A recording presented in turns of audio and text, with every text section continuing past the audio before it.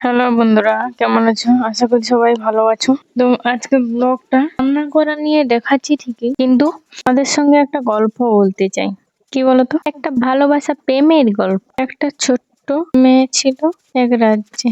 রাজা ছিল খুব সরল ও সাদাসিধে। ছেলে মেয়েকে খুব ভালোবাসতো, কিন্তু হঠাৎ একদিন রাজার বড় অসুখ ধরা পড়লো। তো রাজা ভাবলো কি হবে এবার। কিন্তু রাজা যখন দেখানো হয়, কিন্তু ছেলে মেয়েকে প্রচুর ভালোবাসতো। তো হঠাৎ একদিন রাজার ব্রেন টিউমার ধরা পড়ার পর এমন সময় ছিল যে তার কোনো চিকিৎসার ওষুধ ছিল না। অপারেশন করলে বা কি না করলে বা কি, ডাক্তার কোনো গ্যারান্টি দিতে পারলো না।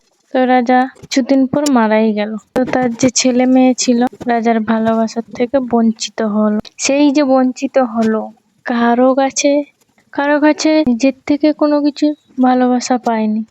তার ছেলে মেয়ে অনেক কষ্টে দিন যাপন করতো, কিন্তু ভালোবাসা আর কারো পেল না। যত দিন গেল তো দুঃখ কষ্টে বড় হলো। কিন্তু একদিন মেয়ের বিয়ে হলো। কিন্তু সেই মেয়ের তো জীবনে তো সবকিছু সবার জীবনে থাকে না। তোর মেয়ের বিয়ে হয়ে যাওয়ার পরে সংসারে এলো, কিন্তু সংসারে সে নিজে কিছু চায়নি, সবার জন্য চেয়েছে, করেছে, কিন্তু কিছুই পায়নি। শুধু পেয়েছে দুর্নাম সবার কাছ থেকে। পেলো না কারো ভালোবাসা, পেলো না কিছুই, শুধু দুর্নাম ছাড়া কিছুই না।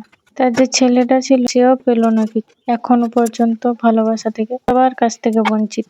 সে তো সবার কথা ভেবেছে, তাই সে এত কষ্ট পেলো। তাই নিজের কথা কিছু ভেবে কাজ করে।